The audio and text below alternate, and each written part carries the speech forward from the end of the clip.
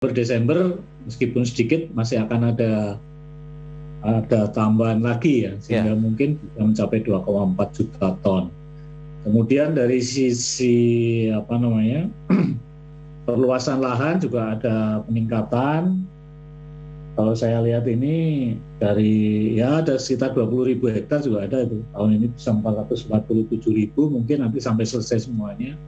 Tahun yang lalu hanya sekitar 421 lah, 421.000. Dari sisi itu sih ada progres lah, ada growth lah, menurut saya ya. Baik, berarti dari sisi produksi ada peningkatan, kemudian dari pertambahan luasan untuk perkebunannya sendiri pun mengalami perluasan juga. Tapi kalau kita lihat dari sisi kendala, Pak, sejauh ini apa yang masih dirasakan oleh teman-teman di industri gula nasional?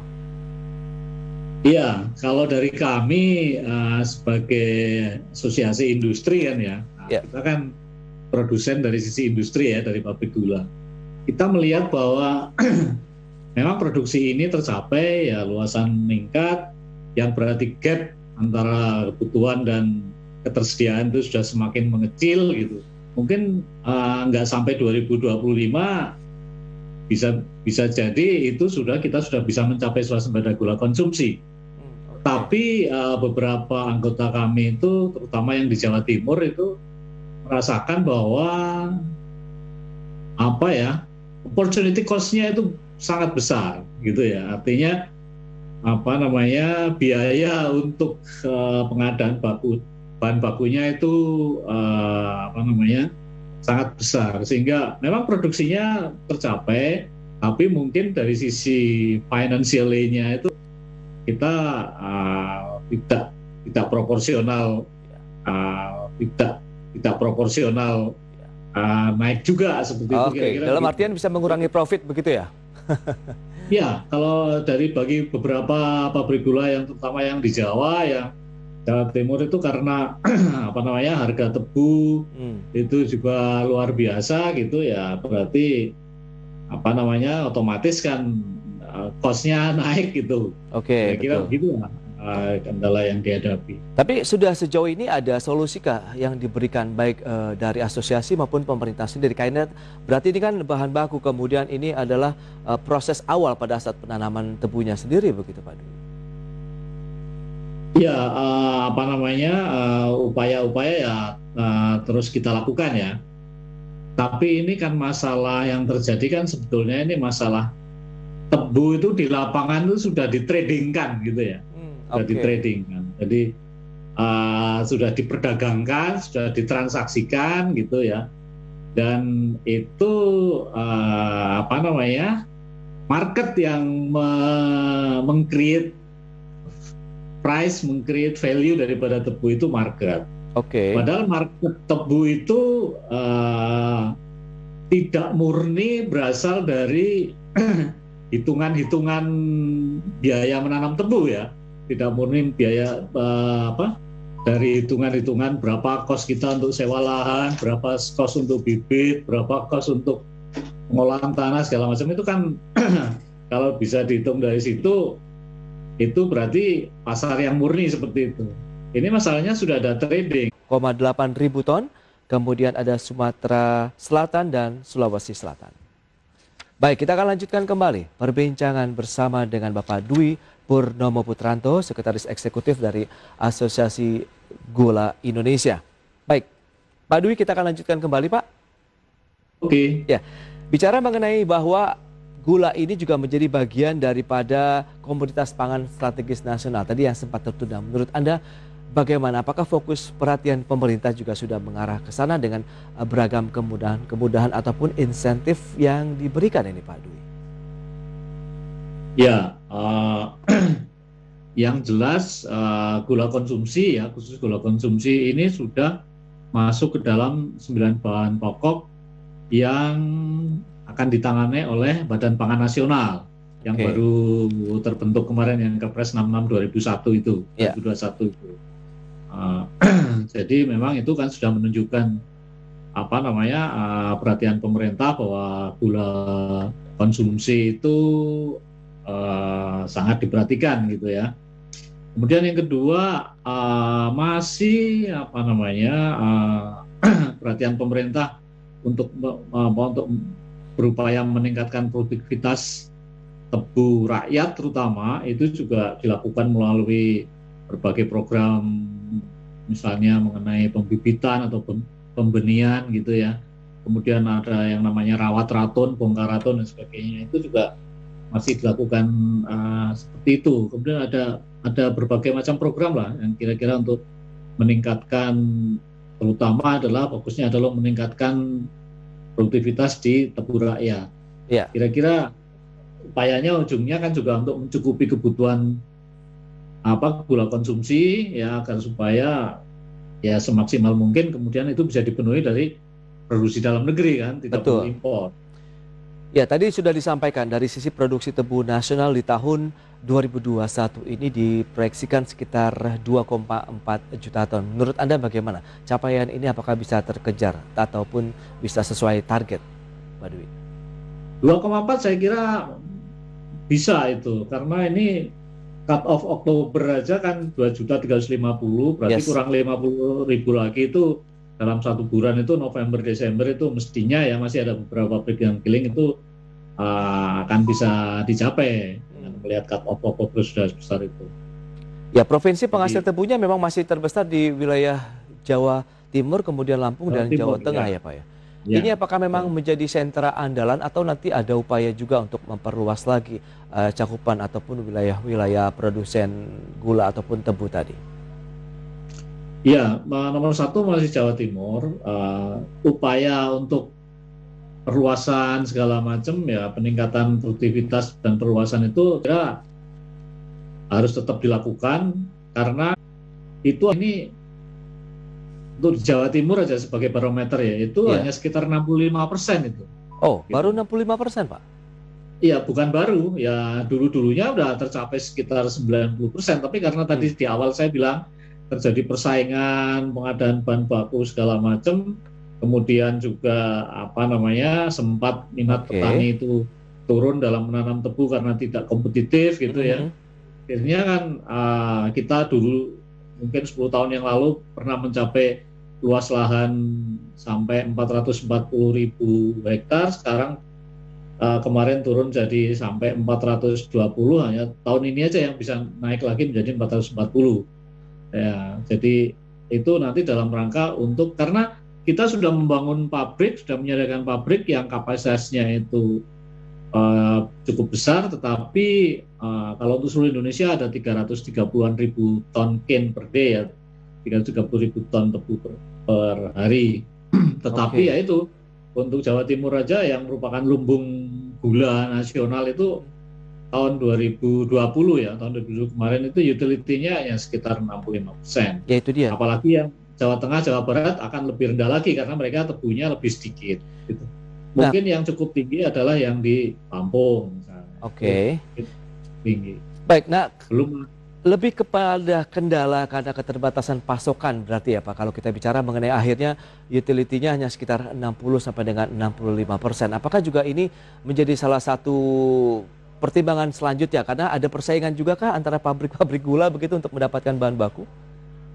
Iya, itu tadi yang saya bilang di awal, ada persaingan yang pabrik baru disebabkan karena pabrik baru tidak membina areal gitu ataupun sangat sedikit gitu ya, sehingga terjadi perebutan tebu di wilayah-wilayah yang sebenarnya tebunya tadinya adalah binaan pabrik gula yang sudah ada. Jadinya langkah antisipasi dari teman-teman asosiasi gimana nih Pak untuk kondisi ini? Ya, kalau sudah ada, kita sudah setiap tahun mengadakan acara National Sugar Summit gitu ya, mulai dari tahun 2017. Kemudian dari situ identifikasi masalah-masalah yang kita temukan di situ sudah kita sampaikan usulannya kepada pemerintah. Jadi misalnya apakah dimungkinkan pabrik, kalau memang di tempat yang baru itu sudah ada pabrik gula, sudah ada tanaman tebunya yang dibina, ya jangan dibangun di situ pabrik gulanya. Cari tempat lain ya Pak. Iya, seperti di Thailand itu ada aturan ada jarak minimal tertentu lah antara satu pabrik gula dengan pabrik gula yang lain sehingga tidak terjadi perebutan seperti itu. Nah, kemudian yang kedua, kalau untuk mengolah gula raw sugar menjadi gula konsumsi, pabrik gula existing juga punya kemampuan untuk itu gitu loh. Dia punya kemampuan karena itu tadi utility-nya juga masih rendah. Itu kalau misalnya insentif atau premium itu juga diberikan kepada pabrik gula existing untuk mengolah raw sugar, ya tentunya dengan dengan perhitungan timingnya, biayanya segala macam. Tapi menurut saya itu masih memungkinkan dan mungkin kompensasinya, katakanlah misalnya kalau pabrik baru itu adalah sebagai kompensasi atas investasi yang besar. Mungkin pada pabrik gula existing dikasih kuota untuk mengolah raw sugar, tapi diminta kompensasi misalnya mereka harus mampu mengembangkan areal tebu rakyat misalnya, areal yang berbasis petani gitu. Kalau memang mereka tidak mampu mengembangkan areal itu, ya sudah nggak usah dikasih kuota lagi, misalnya begitu. Sehingga beriringan tumbuh pabrik gula baru dengan kapasitas yang besar, juga pabrik gula existing itu dikasih insentif sehingga dia cukup punya kemampuan finansialnya menguat untuk bisa melakukan ekspansi membina petani-petani lebih banyak lagi sehingga arealnya juga meningkat. Itu usulan-usulan yang sudah pernah disampaikan, pemikiran yang pernah disampaikan oleh AGI kepada pemerintah. Oke. Dan Pak Dwi, kita bicara mengenai tadi, Anda katakan kita akan menggelar National Sugar Summit begitu ya di tahun 2021. Nah, bicara mengenai transformasi industri gula nasional, ini lebih kemana sih sebenarnya Pak yang diharapkan dari transformasinya sendiri? Ya, kita kan melihat dari sisi kita produsen industri gitu ya, teman-teman anggota kami ini baik itu yang BUMN maupun swasta, itu mereka sudah banyak yang berupaya untuk mencari terobosan-terobosan dengan melakukan transformasi bisnis ya, apakah itu melalui aksi-aksi korporasi ataupun juga peningkatan business operating excellence-nya ya. Misalnya ada yang mendiversifikasi produk gulanya dengan menambah varian gitu ya. Kemudian ada yang meningkatkan kualitas gitu ya.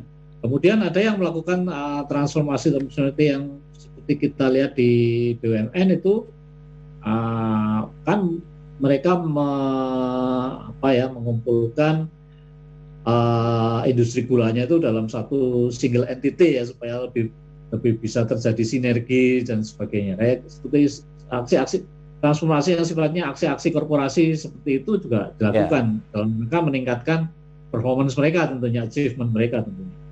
Baik, di era digitalisasi seperti saat ini Pak Dwi, apakah arah transformasi industri gula nasional juga akan memanfaatkan teknologi informasi atau digitalisasi? Oh iya, itu sudah suatu keniscayaan lah ya. Jadi sudah cukup lama, saya kira mungkin sudah ada 5-10 tahun ya, masing-masing agak berbeda ya. Itu digitalisasi atau IT based technology itu sudah masuk ke pabrik gula, mulai dari level yang paling paling simpel lah kalau kita lihat sekarang. Misalnya dulu kalau orang mau membuka lahan, mengukur itu kan mesti harus beberapa orang jalan bawa meteran gitu. Sekarang itu semuanya udah pakai GPS misalnya. Kemudian juga mengenai angkutan, transportasi untuk mengangkut tebu, itu kan juga dibayar berdasarkan jarak kan. Jarak 1, jarak 2, makin jauh makin mahal.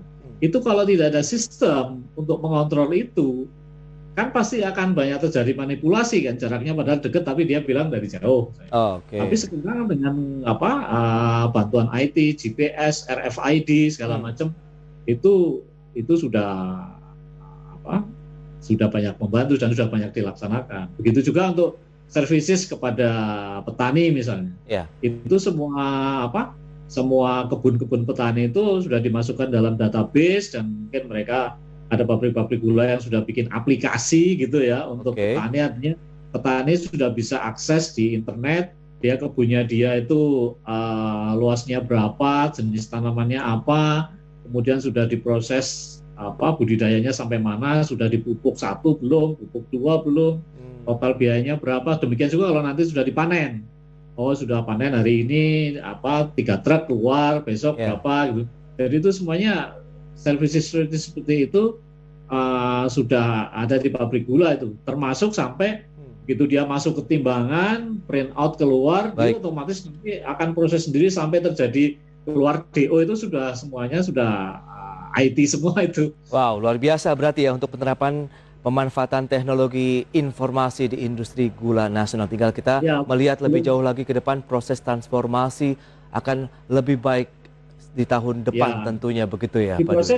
Diproses juga begitu. Sekarang orang jaga pabrik gula itu dulu kan mondar-mandir naik turun pabrik yang tinggi. Sekarang mereka tinggal dikontrol room aja, semuanya flow dari prosesnya sudah bisa dikontrol dari situ. Oh, ini uapnya kurang atau pressure-nya kurang. Oh, ini suhunya kurang. Oh, ini kapurnya kurang. Itu sudah automatically dari situ semua. Baik, sudah pemanfaatan teknologi canggih begitu ya Pak Dwi. Baik Pak Dwi, ini mohon maaf waktu terbatas Pak Dwi. Terima kasih banyak Pak atas insight menariknya mengenai transformasi industri gula nasional. Sukses untuk industri gula Indonesia. Selamat melanjutkan aktivitas Anda kembali dan stay healthy Pak Dwi. Oke, terima kasih. Salam sehat.